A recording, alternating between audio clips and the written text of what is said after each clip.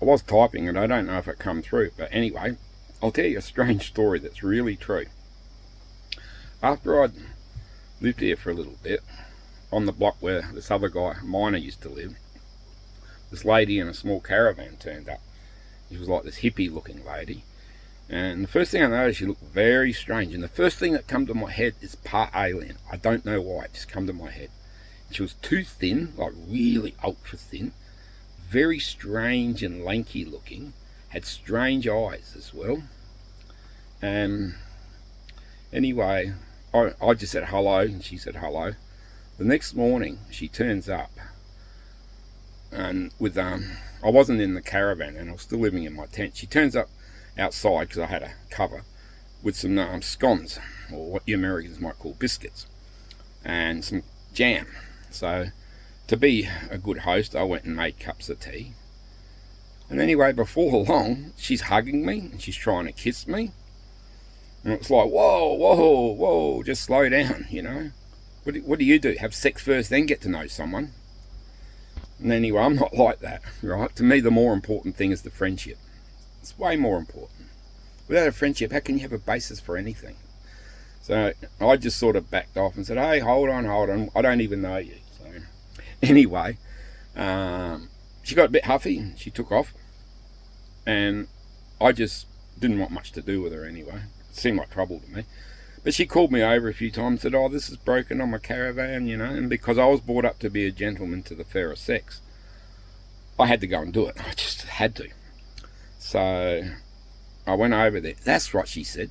She said, don't ever come to my place before lunchtime. I said, okay, that's fine by me. She said, I lived with a fella for 5 years and we weren't allowed to speak till lunchtime. I said, okay. I think I'm not going to live with you, that's for sure. But anyway, she went to her car, and on the back of her door there was all this symbolism. It's all down the back of her door, all written out with strange symbols. And anyway, I quickly, I know I shouldn't have, but I quickly took a photo because I was intrigued. What are these symbols? So I looked them up and studied them a bit, and I realised they were ancient Egyptian spells. And they weren't good spells either. They were used by black witches. So I started thinking, is this person a black witch that's part alien or something really strange? Anyway, a few nights later, there was a full moon. And I woke up to someone out there actually going, no, howling at the moon. And I go out the door, and she's out there howling at the moon, fair dinkum howling. And the next thing, she's saying all this strange language. I've never heard it. Now, to look at it, I've looked for ancient Egyptian and people that could speak it. This wasn't what she was speaking. It was something really weird. And it sort of had a voice and clicks. And anyway, I just went back to bed and thought, oh, this woman's really strange. The next day, she's got the thinnest rope between two trees. And it was too thin, you know. It was almost like string. And she's walking on it. I'm thinking, how come this isn't breaking? And she's walking backwards and forwards like it's nothing.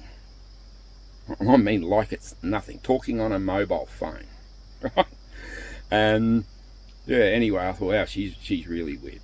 And then I started looking up about these witches, and apparently the Egyptians always said they had a familiar, and a familiar was a creature they'd have, a cat or some other creature that's sort of like interdimensional, right? And they would also prey on young men because it gives them power, right? True story.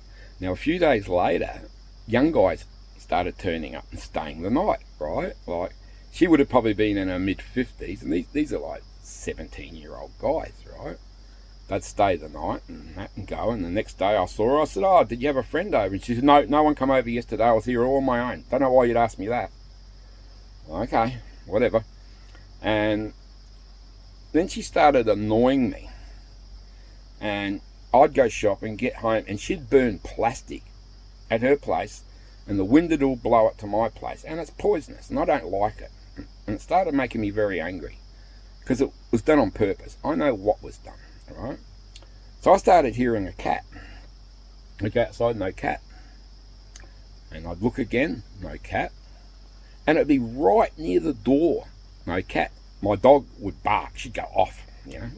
She'd want to chase it for a bit of fun. She wouldn't know what to do with it. But anyway, I just thought, oh, what are we dealing with here, you know? And I never saw this cat. Now, this cat still turns up, believe it or not. Occasionally, it's still here. All right. And she had this herb garden she planted, and I don't know, she was concocting all this stuff over there. And I actually went to the owner of the village, and I just said about the plastic, and I don't want her doing that. And she said, no, that's fair enough. And I said, well, if she does it again, I'll have to say something to her. Right? And then that night, she was actually out there swinging a bull roarer. And if you don't know what a bull roarer is, it's a device that the indigenous used to use here, and cultures throughout the world. It's a device they make and they swing, and it does ultra low frequency waves, right? And it actually made me really ill, made me sick, because that's what it does, it makes you sick. And I got really ill, I was really sick. As soon as she did it, I got really sick from the sound and all this, and I just thought, I've had enough of this woman, you know. And then I spoke to a couple of the guys here, and they all said, nah, she tried to get on with me. Another guy said, yeah, she even left me a Christmas present. And I said, what'd you do with it? So I took it back and left her at her doorstep, right? And so these guys are been married a couple of times, old bachelors, they don't want anything like that. And I wouldn't want to meet something like that, because I'll tell you why. Anyway, I just had enough, right? And she burnt the fire again when I got home from shopping, full of plastic. And then I just said, hey, do you mind burning that plastic? She said, I'm not burning plastic. And I said, don't lie to me. You're lying. You're a liar. And I said, you know what? You remind me of my first wife, and I wouldn't go near you with a 40-foot barge pole. And I'm going to drive you out of here. You're going to go. I'm not having you here. I know you're a witch. You're a black witch. You're evil. You're bad. You're trying to lure people in to drain them. Well, she looked like she was caught out. I think it took her about 10 minutes. She packed up and she left and she went. Got rid of her. Yep, she went. But yeah, that's a true story.